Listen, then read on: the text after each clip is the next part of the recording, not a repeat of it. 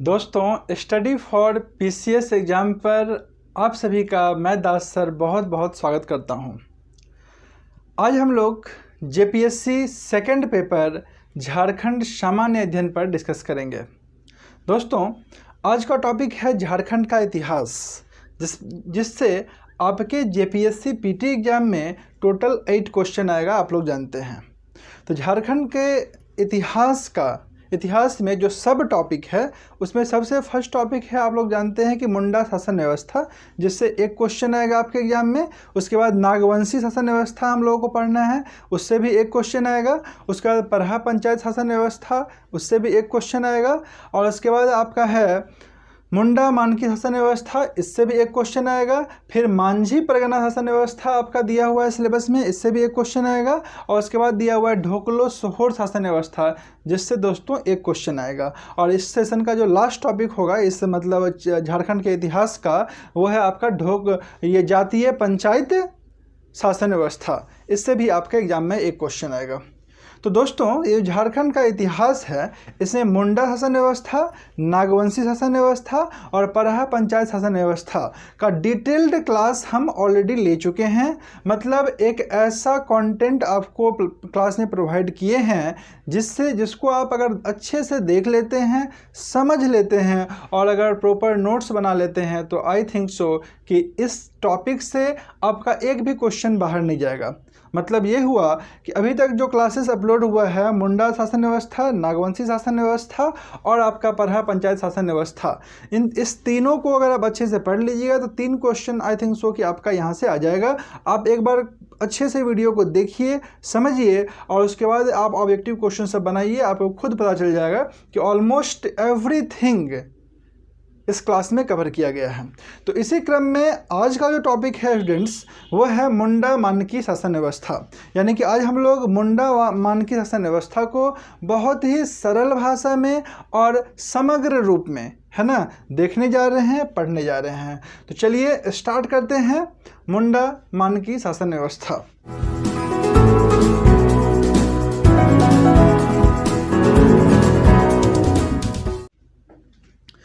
दोस्तों, मुंडा मानकी शासन व्यवस्था है ना, ये जो है आपका हो जनजाति में प्रचलित व्यवस्था शासन व्यवस्था है। यानी कि अगर आपसे कोई पूछता है या आपसे पूछा जाता है कि हो जनजाति में प्रचलित शासन व्यवस्था को क्या कहा जाता है, तो आप बोल सकते हैं कि मुंडा मानकी शासन व्यवस्था। ठीक है, यहाँ पर देखिए, सबसे पहले अब हम लोग देखने जा रहे हैं हो जनजाति की शासन व्यवस्था यानी कि मुंडा जनजाति की शासन व्यवस्था की रूपरेखा क्या था, है ना, ये किस किस स्तर पर शासन व्यवस्था कार्य करता था।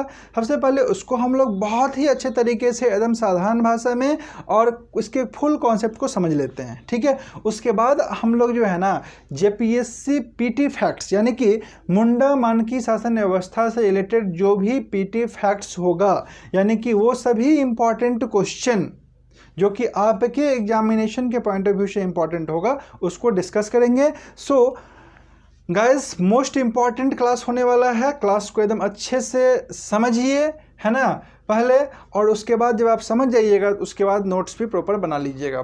तो अभी हम लोग डिस्कस किए कि हो जनजाति में प्रचलित शासन व्यवस्था को मुंडा मानकी शासन व्यवस्था कहते हैं, है ना। और ये जो आपका है हो जनजाति, है ना, ये झारखंड में 4थी सर्वाधिक जनसंख्या वाली जनजाति है। ध्यान रखिएगा, झारखंड में 4थी सर्वाधिक जनसंख्या वाली जनजाति कौन सी है, तो हो जनजाति है।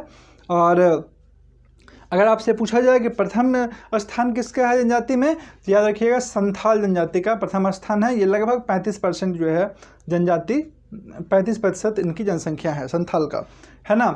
और ये जो हो जनजाति है ये मुख्य रूप से, है ना, कोल्हान प्रमंडल में जो है सो आपको पाई जाती है। कोल्हान प्रमंडल के मतलब आप समझ गए होंगे, है ना, ये पूर्वी सिंहभूम, पश्चिमी सिंहभूम और सरायकेला एवं खरसावा, है ना, जिले में ये मुख्य रूप से पाई जाती है। ठीक है, तो डियर स्टूडेंट्स, ये जो मुंडा मानकी शासन व्यवस्था है, ठीक है, ये जो है मुख्यतः 2 स्तर पर जो है सो कार्य करती है। ठीक है, मुंडा मान की शासन व्यवस्था कितना स्तर था? 2 स्तर, ठीक है, यानी कि हो जनजाति शासन व्यवस्था। पहला जो है ये व्यवस्था था गांव के स्तर पर, यानी कि गांव के स्तर पर जो शासन चलता था ग्राम पंचायत के स्तर पर, और दूसरा था आपका पीर के स्तर पर, ठीक है। यानी कि ये जो आपका मुंडा मान की शासन व्यवस्था है ये 2 स्तर पे काम करता था। एक जो है सो आपका गांव पंचायत के स्तर पर, गांव पंचायत के स्तर पर, और दूसरा आपका है वो है पीर के स्तर पर, ठीक है। अभी क्या होता है पीर, है ना, हम लोग एकदम कंप्लीट डेफिनेशन के साथ सब कुछ बहुत ही अच्छे तरीके से समझेंगे पहले, है ना, क्योंकि एक बार आपका कॉन्सेप्ट अच्छा हो जाएगा इस टॉपिक का तो फिर आप बहुत ही इजीली याद रख पाइएगा फैक्ट्स को। अदरवाइज अभी तक आप याद कर कर के भूल भी चुके होंगे बहुत सारा चीज़, है ना, तो इट विल बी बेटर कि आप सबसे पहले अच्छे से कॉन्सेप्ट को समझिए। तो आपको बताएं कि मुंडा मान की शासन व्यवस्था यानी कि हो जनजाति की जो शासन व्यवस्था है ये 2 स्तर पर कार्य करती है। एक आपका हो गया ग्राम पंचायत के स्तर पर और दूसरा आपका हो गया पीर के स्तर पर। और इस जो ग्राम पंचायत का शासन व्यवस्था था इसमें 2 पर्सन का जो है ना भूमिका बहुत ज़्यादा इम्पोर्टेंट है। यानी कि गांव की शासन व्यवस्था में 2 आदमी था, कौन कौन? एक मुंडा और दूसरा डाकुआ, है ना, ये मुख्य भूमिका निभाते हैं, ठीक है। कौन कौन याद रखिएगा? मुंडा और डाकुआ। गांव के स्तर पे 2 आदमी, एक हो गया आपका मुंडा और दूसरा आपका हो गया डाकुआ, डाकुआ, ठीक है। ये जो है ग्राम पंचायत के स्तर पर शासन व्यवस्था में मुख्य भूमिका निभाते हैं। यानी कि अगर आपसे पूछेगा कि ग्राम पंचायत के स्तर पर मुंडा मानकी शासन व्यवस्था में कौन मुख्य भूमिका निभाते हैं तो याद रखिएगा आंसर हो जाएगा मुंडा एवं डाकुआ, ठीक है। अब ये मुंडा कौन थे, है ना, मुंडा कौन होते हैं तो याद रखिएगा मुंडा जो है वो गांव की शासन व्यवस्था में, है ना, गांव का प्रधान होता है। यानी कि गांव की शासन व्यवस्था में मुंडा कौन होता है? गांव का प्रधान होता है, गांव का प्रधान, गांव का प्रधान होता है। एकदम लाइन बाय लाइन आप एकदम ध्यान में रखिए, यही सब क्वेश्चन आपके एग्जाम में भी आएगा और इनफैक्ट जब आप ऑब्जेक्टिव से रिलेटेड सॉल्व कीजिएगा तो यही सब पॉइंट और फैक्ट आपको मिलेगा। तो मुंडा जो है आपका गाँव का प्रधान होता है, यानी कि गाँव के प्रशासनिक कार्य को ये देखते हैं और साथ ही गांव के न्यायिक कार्य को भी जो है मुंडा जो है देखते थे। यानी कि आपसे पूछ सकता है कि मुंडा मान की शासन व्यवस्था में ग्राम पंचायत के स्तर पर गांव की शासन व्यवस्था में प्रशासनिक कार्य या फिर न्यायिक कार्य का कौन करते थे, कौन करते हैं, तो आप ध्यान रखिएगा इसका आंसर क्या हो जाएगा? मुंडा। नेक्स्ट आपका है डाकुआ। तो दोस्तों ये डाकुआ होता है, ये डाकुआ कौन है? तो डाकुआ जो है आपका ये मुंडा का सहायक होता है। डाकुआ कौन होता है याद रखिएगा? मुंडा का सहायक, यानी कि ये मुंडा को प्रशासनिक कार्य करने में, है ना, एक तरह से मदद करता है ना। किस टाइप का मदद करता है? तो गांव में ये एक तरह का संदेश वाहक का कार्य करता है, ठीक है। ऐसा काम क्या है? गांव में संदेश वाहक का कार्य करता है। यानी कि मुंडा जो भी आदेश देते हैं, है ना, जो भी सूचना देते हैं, ठीक है, उस सूचनाओं का गांव वालों के बीच आदान प्रदान का कार्य किसका होता है? तो डाकुआ का होता है ना। यानी कि ये कौन होते हैं? तो ये मुंडा का सहायक होता है। एक तो सहायक होता है, दूसरा क्या होता है? संदेशवाहक, संदेशवाहक, ठीक है। शॉर्ट नोट्स आप बना सकते हैं इस तरह से।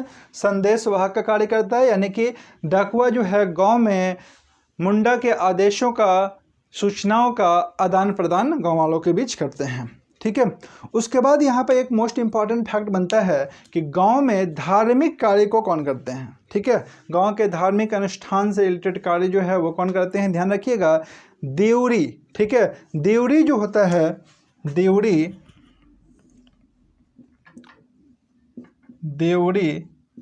ये देवरी जो है ना, ये देवरी जो है गांव में धार्मिक प्रधान होता है, यानी धार्मिक कार्य करता है। अगर आपसे पूछे कि मुंडा मानकी शासन व्यवस्था में धार्मिक प्रधान कौन होता है ना, तो याद रखिएगा आंसर हो जाएगा देवरी। और ये जो धार्मिक अनुष्ठान जो ये करते हैं देवरी, तो इसमें इसके सहायक को क्या कहा जाता है? इसका जो सहायक होता है ना उसको हम लोग बोलते हैं यात्रा देवरी। उसका नाम क्या होता है? यात्रा देवरी, ये सब जो है पीटी फैक्ट्स है, इसको एकदम आप अच्छे से याद रखिएगा, तभी आप क्वेश्चन जो है तो 100% बना पाइएगा। ठीक है, यानी कि यहाँ पे 2 पॉइंट बताया आपको कि मुंडा मान की शासन व्यवस्था यानी कि हो जनजाति में प्रचलित शासन व्यवस्था में जो है गांव के धार्मिक प्रधान को देउड़ी कहा जाता है। साथ ही आपको बताया कि देउड़ी का जो सहयोगी होता है, जो उनके कार्य में सहायता करता है, उसको यात्रा देउड़ी कहा जाता है। सो क्या कहा जाता है दोस्तों? यात्रा देउड़ी।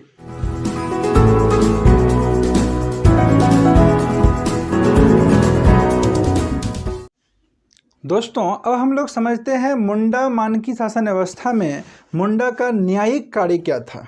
यानी कि अब तक हम लोग देखे कि मुंडा मानकी शासन व्यवस्था में जो ग्राम स्तर का शासन व्यवस्था था, उसमें मुंडा जो कि ग्राम पंचायत का प्रधान होता है, वो डाकुआ के सहयोग से है ना अपना शासन को चलाता है, यानी प्रशासनिक कार्य करता है। ठीक है, और धार्मिक कार्य कौन करता है? देउड़ी करता है। अब देखिए न्यायिक कार्य जो है मुंडा किस प्रकार करता था, इसके बारे में समझते हैं। तो सबसे पहले आप देखिए कि ग्राम पंचायत में यानी ग्राम पंचायत संबंधित विवाद या मामला क्या होता था। ठीक है, तो सामान्यतः जो है पारिवारिक झगड़े, गांव के विवाद, संपत्ति संबंधी मामले, ठीक है, आदि का निपटारा जो है सो आपका ग्राम पंचायत में होता है। ठीक है, तो ये सब जो आपका मामला है, पारिवारिक मामला, गांव विवाद, गांव का विवाद, जमीन उमीन से रिलेटेड प्रॉब्लम हो गया है ना, संपत्ति संबंधित प्रॉब्लम हो गया, तो इस सब का जो है सो आपका इन जनरल जो है मुंडा जो है इस पर निर्णय लेता था। यानी कि न्यायिक कार्य जो है, न्यायिक प्रक्रिया जो है, वो मुंडा जो है वरिष्ठ जो पंच लोग होते थे, ठीक है, वरिष्ठ सदस्य लोग जो थे, और उन्हीं के सहयोग से जो है सो यहाँ पर निर्णय लिया जाता था। यानी कि यह मामला इन जनरल ग्राम पंचायत में ही जो है सो निपट जाता था। ठीक है, और आमतौर पे मान लीजिए कि अगर कुछ जुर्माना उर्माना लगाना पड़ा है ना, तो साधारणतः जो है जो भी साधारण अपराध होता था उसके लिए या तो नगद या फिर सामग्री के रूप में जो है सो जुर्माना लिया जाता था। ठीक है, और वो जो पैसा होता था उसका क्या उपयोग होता था? तो याद रखिएगा, उसका उपयोग सामूहिक समारोह पर होता था। यानी कि आपको बताएं कि जो भी आपका झगड़ा वगैरह होता था, जैसे पारिवारिक झगड़ा हो गया, गांव विवाद हो गया, जमीन संबंधी मामला हो गया है ना, तो इस सब का निपटारा ग्राम पंचायत में होगा। निर्णय कौन लेगा? तो मुंडा लेगा। किसके सहयोग से लेगा? तो आपका वरिष्ठ पंचों के सहयोग से। ठीक है, और अगर मान लीजिए छोटा मोटा अपराध होता है तो इसमें क्या किया जाता है? जुर्माना लगाया जाता है। किस टाइप का जुर्माना लगाया जाता है? तो या तो कुछ नगद के रूप में जुर्माना लिया जाता है या फिर सामग्री के रूप में लिया जाता है, जिसका उपयोग क्या होता है? आपका सामूहिक समारोह करके जो है सो उसका उपयोग किया जाता है उस पैसा का। अगर मान लीजिए कि कुछ बड़ी घटना हुआ, बड़ा घटना मतलब इस समय जो है आपका, जैसे कि आपका रक्त संबंध में यौन संबंध, ठीक है, रक्त संबंधियों में यौन संबंध का मामला अगर बन रहा है, ठीक है, तो इसको जो है ना गंभीर अपराध के रूप में देखा जाता है। ठीक है, और इसके लिए जो है अपराधी को सामाजिक बहिष्कार का संज्ञा दी जाती है, यानी कि उसको सामाजिक रूप से बहिष्कृत कर दिया जाता है, समाज से बाहर कर दिया जाता है। ठीक है, तो अगर आपसे क्वेश्चन पूछता है कि यौन संबंधियों में, रक्त संबंधियों में यौन संबंध का मामला है ना, अगर इस टाइप का मामला आता है तो उसके लिए क्या किया जाता था? तो याद रखिएगा, उसके लिए जो अपराधी को है ना सामाजिक बहिष्कार कर दिया जाता था, यानी समाज से बाहर कर दिया जाता था। ठीक है, हालांकि एट प्रेजेंट अब जो है सामाजिक बहिष्कार का मामला बहुत ही कम देखा जाता है। ठीक है, तो ये था आपका गांव के स्तर पर यानी कि ग्राम पंचायत के स्तर पर है ना शासन व्यवस्था। और हम लोग देखने जा रहे हैं पीर के स्तर पर शासन व्यवस्था। दोस्तों पीर के स्तर पर जो शासन व्यवस्था होता था मुंडा मान की शासन व्यवस्था में, इसको समझने के लिए सबसे पहले आपको समझना पड़ेगा ये पीर क्या होता है। ठीक है, तो सामान्यतः 5 से 10 गांवों को मिलाकर एक अंतर ग्रामीय पंचायत बनती है। ठीक है, 5 से 10 गांव को मिला दीजिए। ठीक है, 5 से 10 गांव को मिलाकर एक अंतर ग्रामीय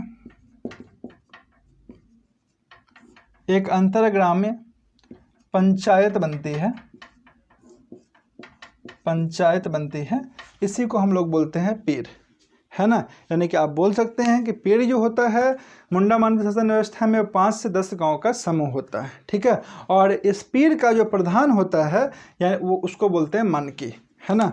यानी कि आपसे क्वेश्चन पूछेगा कि पीर का प्रधान किसे कहते हैं, कौन कहलाता था, याद रखिएगा पीर का प्रधान मानकी कहलाता है, ठीक है। तो हम एक दो फैक्ट्स को बार बार रिपीट भी करते हैं ताकि आप इसको जब सुनते हैं तो सुनते सुनते ही समझते समझते ही आपको फैक्ट्स याद हो जाए। आपको बहुत ज़्यादा हेल्प करने वाला है मेरा ये क्लास। दोस्तों अब इसमें कुछ और फैक्ट है, जैसे कि कुछ पीर में, ठीक है, अधिक गांव भी शामिल था। जैसे कि कुछ पीर में आपका 15 से 20 गांव भी होता था, 15 से 20 गांव भी होता था, ठीक है, कुछ पीर में। और 1 से अधिक मानकी भी होता था, 1 से अधिक मानकी भी होता था, ठीक है। अब गांव अधिक हो गया तो उसको शासन व्यवस्था के लिए जो है, प्रशासन के लिए आदमी भी चाहिए, ठीक है। तो पीर का जो शासन व्यवस्था का देखरेख कौन करता था, यानी पीर का हेड कौन होता था, तो मानकी होता था। और जो पीर बड़ा होता था यानी 15 से 20 गांव का समूह होता था, उसमें 1 से अधिक मानकी भी होता था, ठीक है। अब पीर में किस टाइप का मामला आता था, यानी कि पीर से संबंधित विवाद और मामला क्या था, तो याद रखिएगा जब कोई मामला ग्राम पंचायत में, ठीक है, यानी ग्राम पंचायत के प्रधान मुंडा के द्वारा अगर कोई मामला नहीं सुलझता था, है ना, यानी कि जो भी मामला मान लीजिए ग्राम पंचायत में कोई निर्णय लिया गया मुंडा के द्वारा और उस निर्णय से आप असंतुष्ट हैं, ठीक है, तो अब उस निर्णय को लेकर के कहाँ जाएगा, यानी कि उससे उसका कंप्लेन कहाँ होगा। तो याद रखिएगा कि जब कभी भी, है ना, कोई मामला ग्राम पंचायत में नहीं सुलझता था, है ना, तो उस मामले को कहाँ लाया जाता था, पीर में लाया जाता था, है ना, यानी कि मानकी के पास लाया जाता था और मानकी उस पर जो है अपना डिसीजन और निर्णय, है ना, न्याय करते थे, ठीक है। तो अब देखिए अगर कोई मामला मानकी के पास आया यानी कि पीर में आया, ठीक है, और मानकी भी जो है उस मामले को नहीं सुलझा पाए, यानी कि उनके द्वारा जो दिया गया डिसीजन है तो उससे आप सहमत नहीं हैं, तब क्या किया जाता है। तो याद रखिएगा मुंडा मानकी शासन व्यवस्था में अगर कोई मामला, है ना, मानकी के पास आया और मानकी भी उस मामले को नहीं सुलझा पाता है, तो 3 मानकियों की समिति, ठीक है, 3 मानकियों की समिति, जिसको 3 मानकी ही बोला जाता है, 3 मानकियों की समिति यानी कि जिसको 3 मानकी बोला जाता है, ठीक है, का गठन किया जाता है। और 3 मानकी जो है इस पर विचार विमर्श करते हैं और इस मामले को सुलझाते हैं और अंतिम निर्णय देते हैं।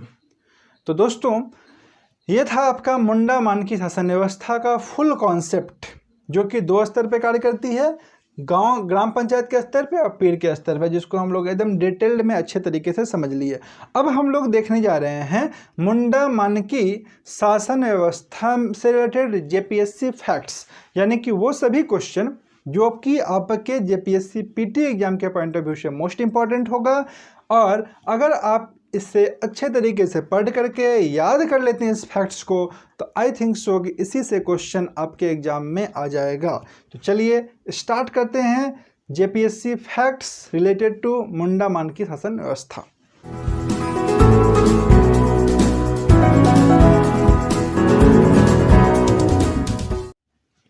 जेपीएससी फैक्ट्स में सबसे फर्स्ट क्वेश्चन आपसे पूछा जा सकता है कि हो जनजाति की पारंपरिक शासन व्यवस्था, हो जनजाति की पारंपरिक शासन व्यवस्था किस नाम से प्रचलित है, यानी कि क्या कहलाती है।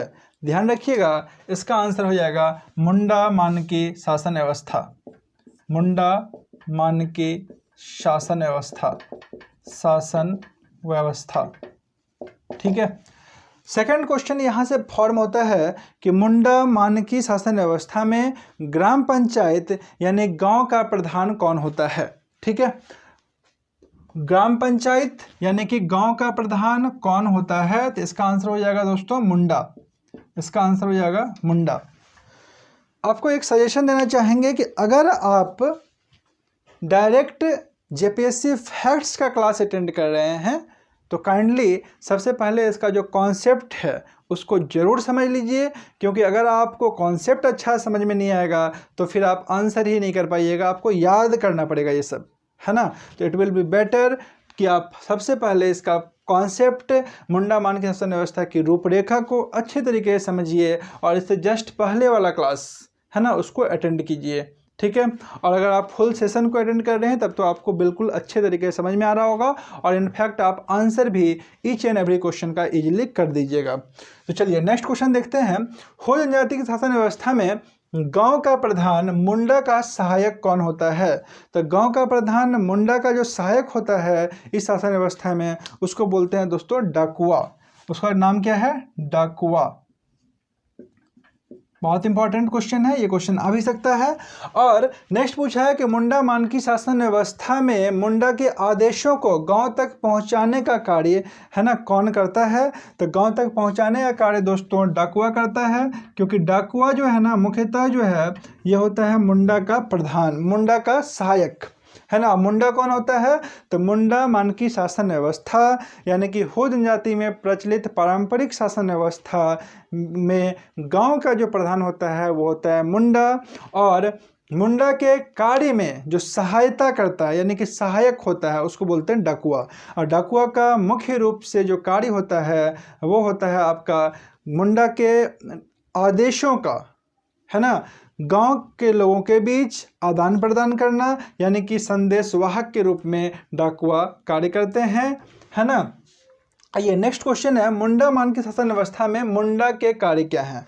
तो मुंडा मान की शासन व्यवस्था में मुंडा का जो कार्य है वो मुख्यतः 3 प्रकार का है। एक तो आपका प्रशासनिक कार्य है, यानी कि प्रशासनिक कार्य देखते हैं गांव के स्तर पर, है ना। दूसरा न्यायिक कार्य देखते हैं, यानी कि अगर वो किसी तरह का जो पंचायती मामला होता है, यानी कि आपका पारिवारिक झगड़ा हो गया, ज़मीन संबंधी विवाद हो गया, है ना, आपसी लड़ाई झगड़ा हो गया, ठीक है। तो इस टाइप का जो है जो भी विवाद होता है, मामला होता है, उस पर जो है सो न्याय का कार्य कौन करते हैं? मुंडा करते हैं। और तीसरा आपका राजस्व वसूलने का कार्य भी जो है सो आपका मुंडा करता है। यानी कि इसका 3 तरह का कार्य हो सकता है। फर्स्ट आपका प्रशासनिक कार्य, दूसरा आपका दोस्तों है न्यायिक कार्य, ठीक है। और तीसरा दोस्तों है कर वसूलने का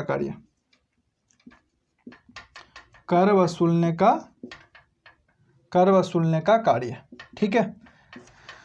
नेक्स्ट आपसे पूछा जा सकता है कि पट्टी या पीर का निर्माण कितने गांवों को मिलाकर होता है? ठीक है, तो पट्टी या पीर का निर्माण दोस्तों 15 से 20 गांवों को मिलाकर के होता है, ठीक है। 15 से 20 गांवों को मिलाकर के होता है, ठीक है। अब यहाँ से एक क्वेश्चन बनता है कि ये पीर क्या होता है? तो याद रखिएगा, पीर जो होता है ना वो 5 से 10 गांव को मिलाकर के एक अंतर ग्रामीण पंचायत होता है, ठीक है। पीर क्या है? 5 से 10 गांव का एक अंतर ग्रामीण पंचायत है, यानी 5 से 10 गांव को मिलाकर के एक अंतर ग्रामीण पंचायत बनाया जाता है, जिसको पीर बोलते हैं मुंडा मान की शासन व्यवस्था में। और इसी की संख्या 15 से 20 भी हो सकती है ना। पीर का जो प्रमुख होता है ना उसको बोलते हैं मानकी। जिस तरह से इस शासन व्यवस्था में गांव का प्रमुख जो होता है वो मुंडा होता है, उसी तरह से पीर का प्रमुख क्या होता है? उसको मानकी बोलते हैं, ठीक है। पीर का प्रमुख कौन होता है? मानकी होता है। नेक्स्ट क्वेश्चन है आपका कि गांव का राजस्व अधिकारी कौन होता है? तो गांव का राजस्व अधिकारी को मुंडा मान की शासन व्यवस्था में तहसीलदार कहा जाता है। क्या कहा जाता है? तहसीलदार। याद रखिएगा, तहसीलदार बोला जाता है, ठीक है। एकदम same to same objective question इसी टाइप का आपके एग्जाम में भी आएगा। आप प्रीवियस ईयर क्वेश्चन भी उल्टा के देख सकते हैं और साथ में आप जो ऑब्जेक्टिव आपके पास जो भी बुक होगा उसको भी सॉल्व कीजिएगा। I think so each and every question आपसे सॉल्व हो जाएगा। नेक्स्ट आपका क्वेश्चन बनता है, राजस्व अधिकारी कौन होता है? तहसीलदार। अब गाँव का धार्मिक प्रधान, ठीक है। मुंडा मान की शासन व्यवस्था में गांव का धार्मिक प्रधान एवं धार्मिक प्रधान जो होते हैं उसका सहयोगी कौन होता है? याद रखिएगा, गांव का धार्मिक प्रधान जो है ना उसको बोला जाता है देवरी। गांव का धार्मिक प्रधान को देवरी बोला जाता है। और उसका जो सहयोगी होता है ना, यानी कि देवरी के जो धार्मिक अनुष्ठान में यानी कि धार्मिक कार्य में जो सहयोग करता है, हेल्प करता है, उसको दोस्तों बोलते हैं यात्रा ड्यूरी। ठीक है, याद रखिएगा, मोस्ट इंपॉर्टेंट फैक्ट है, ये सब क्वेश्चन आपका पूछता है, इसको बोलते हैं यात्रा ड्यूरी। उसके बाद आपका क्वेश्चन आता है कि मुंडा मान की शासन व्यवस्था में पीरों की कुल संख्या कितनी है? तो पीरों की कुल संख्या दोस्तों याद रखिएगा 26 है। फैक्ट याद रखिएगा, क्योंकि पीटी फैक्ट बेस्ड होता है, फैक्ट याद रहेगा तभी आप आंसर कर पाइएगा, अदरवाइज आपका क्वेश्चन छूट जाएगा। नेक्स्ट मोस्ट इंपॉर्टेंट कि किस शासन व्यवस्था को भारत की प्रथम गणतांत्रिक व्यवस्था के रूप में जाना जाता है? ध्यान रखिएगा, किस शासन व्यवस्था को भारत की प्रथम गणतांत्रिक शासन व्यवस्था, ये पॉइंट जो है मोस्ट इंपॉर्टेंट है, गणतांत्रिक शासन व्यवस्था के रूप में जाना जाता है? तो याद रखिएगा, राइट आंसर हो जाएगा मुंडा मानकी शासन व्यवस्था।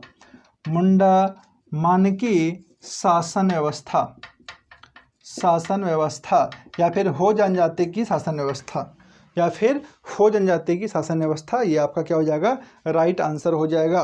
उसके बाद नेक्स्ट मोस्ट इंपॉर्टेंट क्वेश्चन यहाँ से फॉर्म होता है मुंडा मान की शासन व्यवस्था से कि किसने 1837 ईस्वी में गवर्नर के एजेंट के रूप में, गवर्नर के एजेंट के रूप में कोल्हन के सभी मुंडा कौन होता था? ग्राम प्रधान को अपने गाँवों का राजा घोषित कर दिया, अपने गांव का राजा घोषित कर दिया और कहा कि पूर्व की तरह मुंडा मान के वंशानुगत होंगे। मोस्ट इंपॉर्टेंट ये क्वेश्चन है। क्वेश्चन क्या है? किसने 1837 ईस्वी में गवर्नर के एजेंट के रूप में कोल्हन के सभी मुंडा यानी कि ग्राम प्रधान को अपने गांव का राजा घोषित कर दिए और पूर्व की तरह ही, और उसने क्या कहा कि पूर्व की तरह ही मुंडा और मानकी है ना वंशानुगत होंगे। तो याद रखिएगा दोस्तों, कौन बोले थे? तो कैप्टन थॉमस विल्किंसन। कौन बोले थे? Captain Thomas